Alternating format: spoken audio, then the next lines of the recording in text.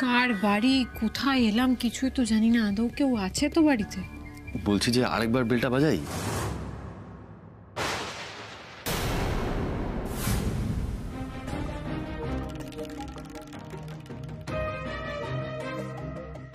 কি এর সাথে কিভাবেই বা কথা বলবো?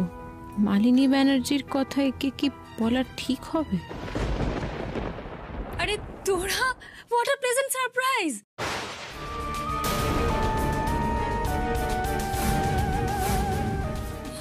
মানে আমি বলছি যে তুমি দেবস্মিতার ছেলে সোমরাজ, আর তুমি ওর স্ত্রী তিতির, এম আই রাইট?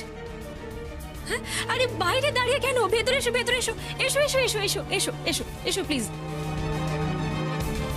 বলছি আপনি আমাদেরকে কি করে চিনলেন বলুন তো? আসলে আমি দেবস্মিতার খুব ক্লোজ, সে সূত্রে তোমাদের সম্পর্কে জানি। আর তাছাড়া তোমরা কি কারণে এসেছো সেটা বলো, মানে কোন সূত্রে তোমরা এখানে? আপনার এই ঠিকানাটা মালিনী ব্যানার্জির ডায়েরিতে আমরা পেয়েছি।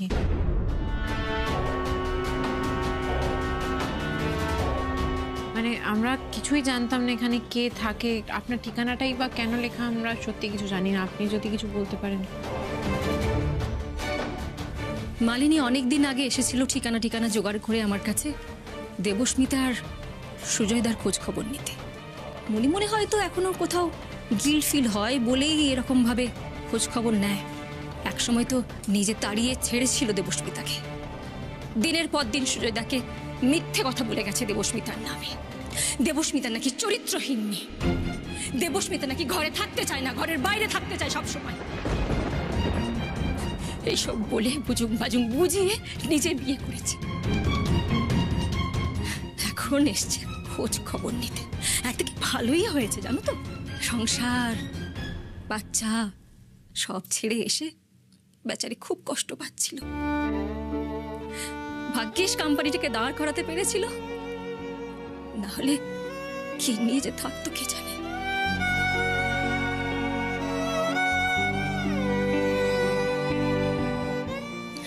সরি সরি সোমরাজ, এসব কথা বললাম বলে প্লিজ কিছু মনে করো না। আসলে মালিনীর সম্পর্কে কিছু না বলে আমি পারছিলাম না। তার মানে মিতা ব্যানার্জি যা বলেছিলেন তার একটাও ভুল নয়। আমাদের ছাড়া দয়া করে খুশি থাকুন। আসল সত্যিটা তুমি জানলে। আমি একদম একদম সব সত্যিটা জেনে বলছি।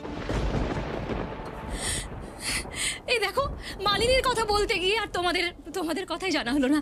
বলো তোমরা কি কারণে এসেছো, মানে কিছু দরকার? আসলে আমাদের বাবা ভীষণ অসুস্থ। সুজিতের কি হয়েছে? বাবা বিছানা থেকে উঠতে পারছে না, কথা বলতে পারছে না। বেসিক্যালি বাবা প্যারালাইজড হয়ে গেছে। মানে কি করে? ডক্টর বলেছেন ওনার সুস্থ হওয়ার আশাও খুব কম। কিন্তু তিতির এসব হলোটা কি করে? আমাদের সন্দেহ, আমাদের ধারণা বলতে পারেন, মালিনী ব্যানার্জি কোনো ইনজেকশন দিয়ে বাবার এই অবস্থা করেছে। ছি ছি ছি ছি, মালিনী এত নিচে নেমে গেল আমি তো ভাবতেও পারছি না। আমি জানতাম ও খারাপ, কিন্তু এতটাও খারাপ আমি কি বলবো, কি করব বুঝতে পারছি না। আচ্ছা আচ্ছা দিদি, বলছি দেবস্মিতা এই সম্পর্কে কিছু জানে? না না না জানে না, না জানাই ভালো। বলছি শোনো, আমি কিন্তু একটা হসপিটালের সঙ্গে অ্যাটাচড আছি, কোনো হেল্প লাগলে প্লিজ আমায় বলো। হসপিটাল? এক সেকেন্ড। এই যে দেখুন তো, এই কয়েকটা ওষুধ, এইটা বাবাকে ইনজেকশন হিসেবে পুশ করা হয়। আর এই ওষুধগুলো, এগুলো কিসের ওষুধ আপনি বলতে পারবেন? Just a minute.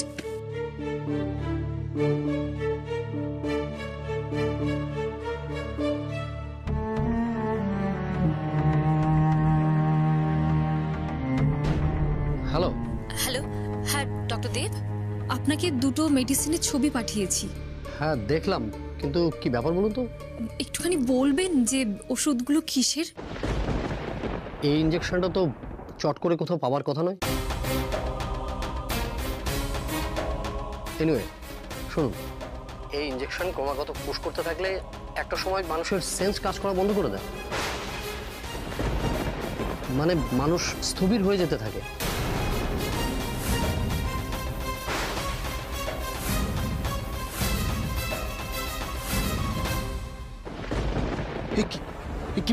কি বলছেন কি উনি? আরে উনি তো ভয়ঙ্কর কথা বলছেন। এই ইঞ্জেকশন দিলে মানুষ স্থবির হয়ে যেতে পারে, মানে নির্জীব হয়ে যেতে পারে। কি কথা? কেন? বলছি শুনুন না, এই যে ওষুধটা পুশ করা হচ্ছে দিনের পর দিন বাবাকে, এইটার এফেক্টটা কাটানোর জন্য অন্য কোনো ওষুধ আছে, মানে অ্যান্টিডোট গোছের কিছু? ডক্টর, অ্যান্টিডোট কিছু আছে? হ্যাঁ, অ্যান্টিডোট আছে। আচ্ছা ঠিক আছে, আমি আপনাকে লিখে পাঠিয়ে দেবো। ওকে। আর একটা কথা, সেকেন্ড মেডিসিনটা যেটা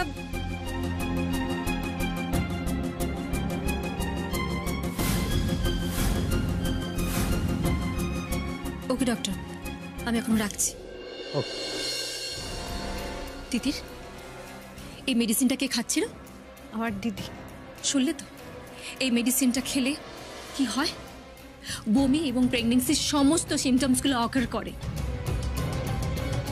এক্স্যাক্টলি, আর এই জন্যই, বুঝতে পারছো, এই ওষুধটা দিনের পর দিন দিদিকে দিয়ে গেছে, আর সেই জন্য দিদি আদৌ কোনোদিনও প্রেগনেন্ট ছিলই না।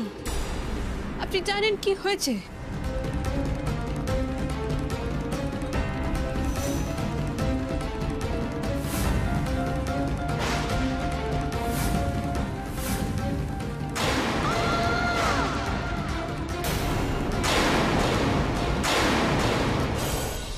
তার মানে দিদির প্রেগনেন্সি, মিসক্যারেজ সবটা মালিনী ব্যানার্জির সাজানো নাটক, শুধুমাত্র আমার আর দিদির মধ্যে ভুল বোঝাবুঝি তৈরি করার জন্য।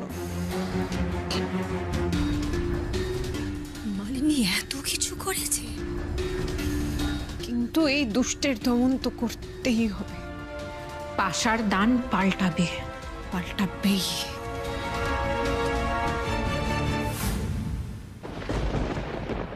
এত রাত হয়ে গেল, ডিনার করে নেব।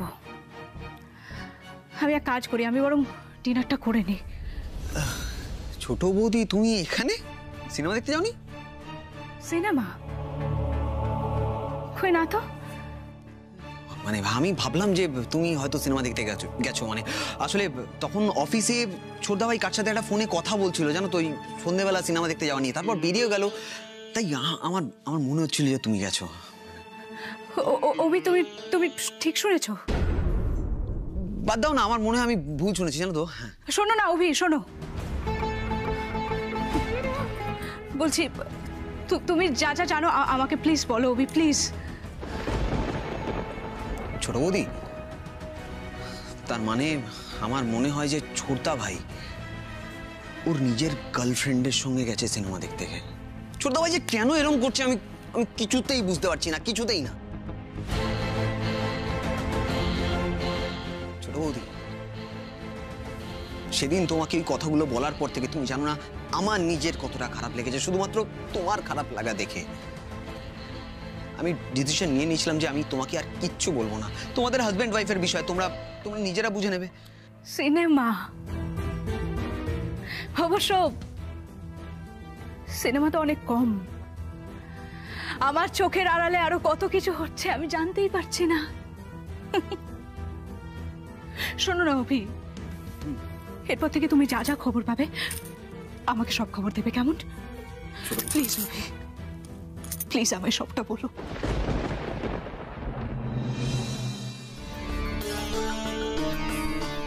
Wow. Wonderful. Wonderful, Obi. তুমি আমার এক্সপেকটেশন থেকেও বেটার পারফর্ম করেছো। Very good. জেম্মা, তুমি তো জানো জেম্মা, আজকাল আর শুকনো কথায় চিড়ে ভেজে না। ও জেম্মা 40,000 তো অ্যাকাউন্ট ট্রান্সফার করে দাও না প্লিজ। অফ কোর্স করে দেব। অভি বেটা, তোমার জন্য একটা বাম্পার গিফট রেডি করা আছে। দাও তাহলে। এখন না, দোয়েল যেদিন এ বাড়ি ছেড়ে যাবে সেদিন তোমাকে তোমার গিফটটা দেব।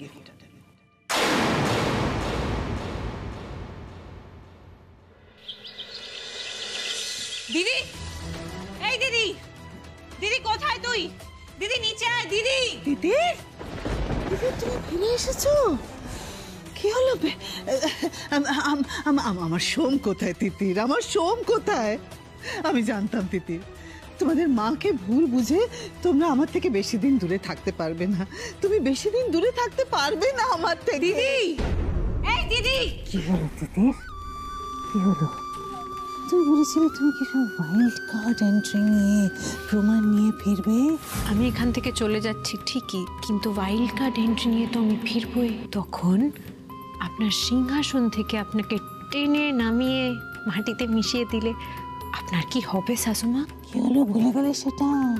আমার আগে একটা ধুমধুমার ঘটে গেছে, সেটা বোধহয় আপনি ভুলে যাচ্ছেন শাশুমা। হচ্ছে তো আপনার দিদি। এই দিদি, কি ব্যাপার তুই এখানে? দিদি, আমি তোকে বলেছিলাম না আমি স্বাধীনের মতো প্রমাণ করবো তোর এই মিসক্যারেজের জন্য আমি দায়ী নই। তোর এইগুলো সব মিথ্যে। কি আজে বাজে কথা বলছিস দিদি, কেন বলছিস? এই ওষুধটা দেখ না, তুই ভালো করে দেখ। এই ওষুধটা মালিনী ব্যানার্জি তোকে খাওয়াতো না, দেখ ভালো করে দেখ। হ্যাঁ, এই ওষুধটাই খেতাম। এক্স্যাক্টলি, এই ওষুধটা সাইড এফেক্ট জানিস তুই?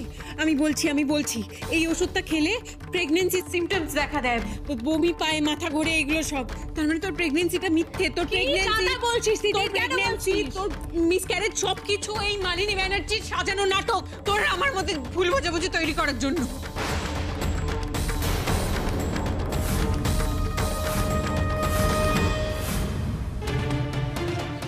তুই আদতে কোনোদিন প্রেগনেন্ট ছিলি না।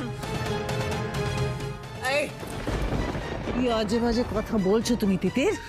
তুমি কি ভেবেছো তুমি যা খুশি তাই বলবে আর আমি সেটা বিশ্বাস করব? হ্যাঁ, জয়দা, তুমি এক কাজ করো, তুমি কোনো ডক্টরের কাছে এই ওষুধটা নিয়ে যাও। এই ওষুধটা নিয়ে গেলে ডক্টরও একই কথা বলবে, বিশ্বাস কর। না তিতির, তুমি যা করেছো তারপর বিন্দু মাত্র বিশ্বাস নেই আমার তোমার উপর।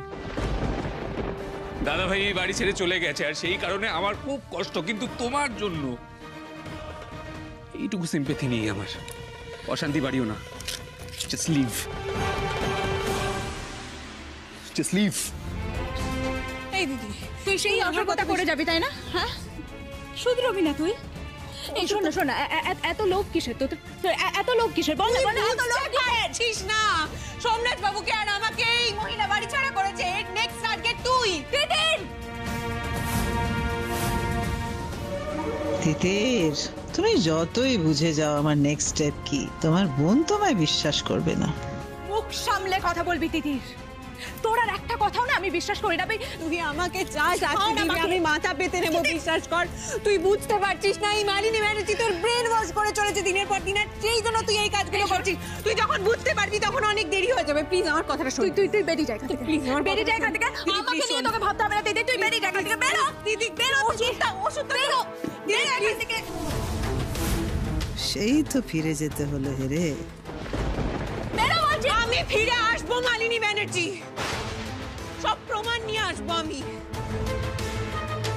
আপনি সব কটা মানুষের জীবন নষ্ট করে দিনের পর দিন বেঁচে যেতে পারবেন না। পার আপনি পাবেন না, কিছুতেই না। বেরো এখান থেকে, বেরো দিদি, বেরো বলছি, বেরো, বেরো এখান থেকে।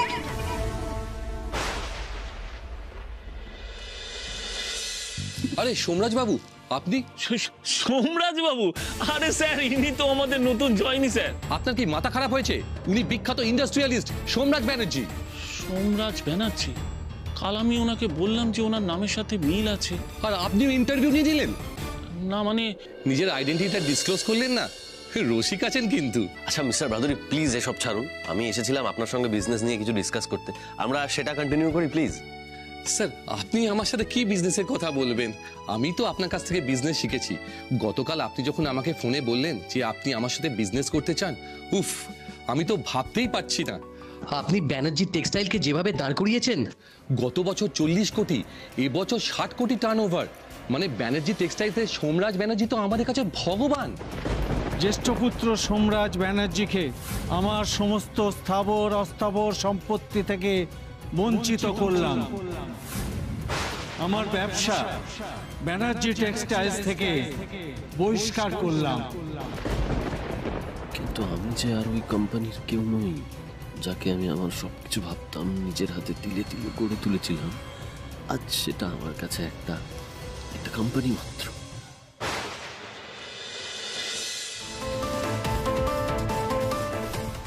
I must say mister Banerjee, এখনো পর্যন্ত যতগুলো প্রেজেন্টেশন আমরা দেখেছি তার মধ্যে এটা বেস্ট। ব্যানার্জি টেক্সটাইলসই পাবে এই 10 কোটি টাকার অর্ডারটা। কে বলে বাঙালি ব্যবসা জানে না? ব্যানার্জি টেক্সটাইলস এসে একবার দেখে যান। এক্সকিউজ মি মিস্টার ভাদুরী, আমি একটু আসছি।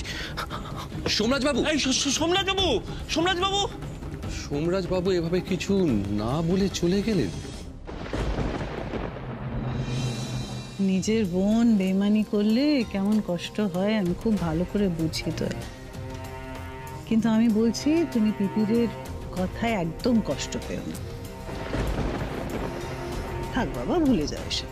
আমি তোমাকে বলছি, তোমার কোল আলো করে আবার একটা সন্তান আসবে, দেখো। চল, এখন তুমি রেস্ট করবে। চল। আমার দিদির জীবনটা নষ্ট করে এখন মলম দেওয়া হচ্ছে। চল চল, রেস্ট কর। চলো বাবা, যাও ঘরে গিয়ে রেস্ট করো। রেস্ট রেস্ট তো দূর, এমন লাথি মেরে তাড়াবো তোমায় দোয়েল, ফেরার পথ পাবে না।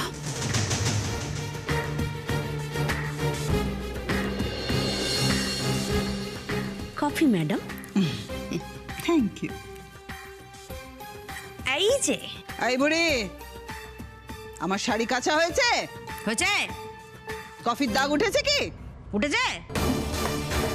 কফির দাগ না উঠলে কি হবে, তুমি তো বুঝতেই পারছো। পরিষ্কার হয়ে গেছে ম্যাডাম। আমি আমি আপনাকে এক্ষুনি ইস্ত্রি করে দিচ্ছি, কেমন? এই বুড়ি শোনো, আমি যাচ্ছি, তুমি তুমি সব ঘরের কাজ করে রাখো, আমি যাই ম্যাডাম।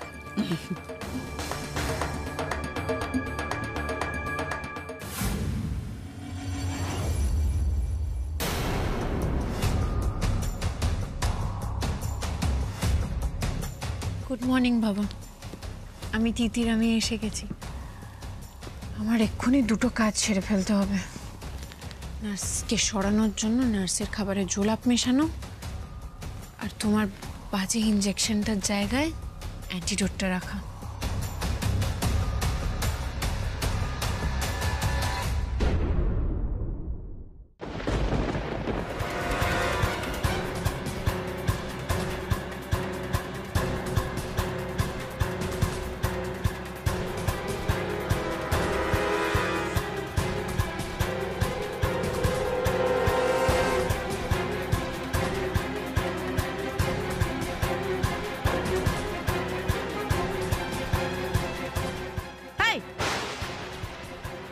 কি করছো ওখানে ওষুধগুলো নিয়ে?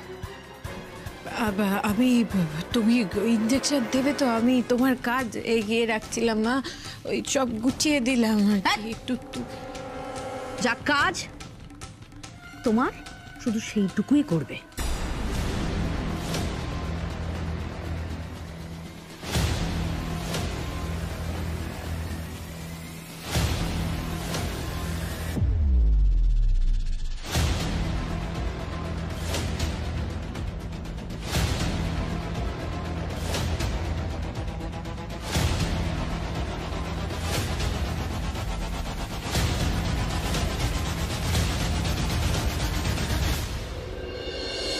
যাক, একটা ডোজ অন্তত পড়লো।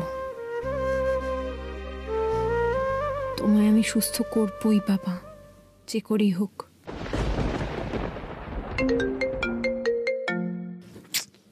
হ্যালো। না না, দেরি কেন হবে, ঠিক সময়ে পৌঁছবো। গার্লফ্রেন্ড ফোন করছে বুঝি? খুব দেরি হয়ে গেল তাই না? আমি পরে ফোন করছি। মাথাটা কি পুরো খারাপ হয়ে গেছে নাকি? এক কথা সবসময় আমার দেরি হচ্ছে। কাল তুমি যাওনি গার্লফ্রেন্ডের সাথে সিনেমা দেখতে? আমার কাছে লুকিয়ে খুব একটা লাভ হবে না জয়, সব খবর আসে আমার কাছে। কি কি সব খবর আছে তোমার কাছে? আচ্ছা, আমার কাছেও একটা খবর আছে, সেই খবরটাও তোমাকে জানাই। দেখো তো, এই এই এই এই লোকটাকে চিনতে পারো কিনা দেখো তো। এই লোকটাকে চিনতে পারছো? কাল যখন আমি তোমাকে জিজ্ঞেস করলাম তুমি ক্যাফেতে গেছিলে কিনা, স্ট্রেট আমার মুখের ওপর না করে দিলে। মানে মিথ্যে কথা বলেছো তো।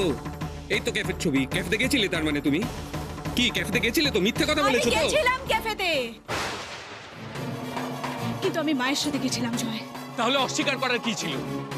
কারণ তখন আমার সেটা ইম্পর্টেন্ট বলে মনে হয়নি। তাছাড়া বাইরে তো মা আছে, মাকে গিয়ে জিজ্ঞেস করো না আমি মায়ের সাথে ক্যাফেতে গেছিলাম কিনা।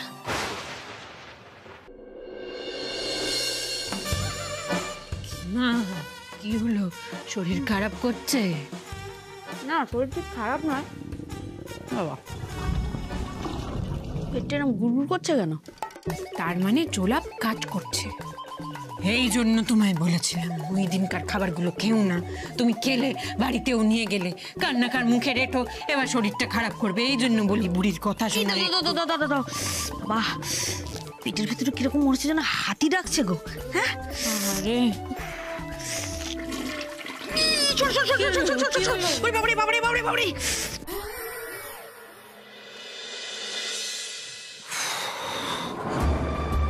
এবার আমায় কাজ হাসিল করতে হবে।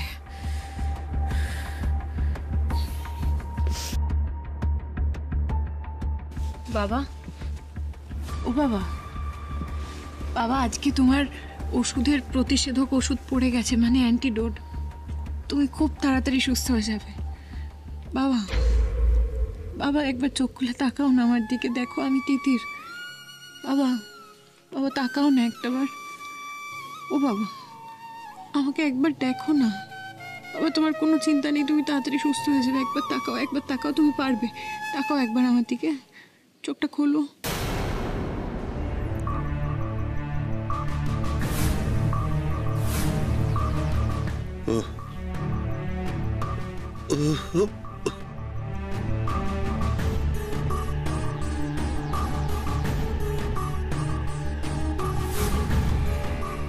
বলো না বাবা, আমি শুনতে পাচ্ছি। বলো বলো বলো, বলার চেষ্টা করো একটু।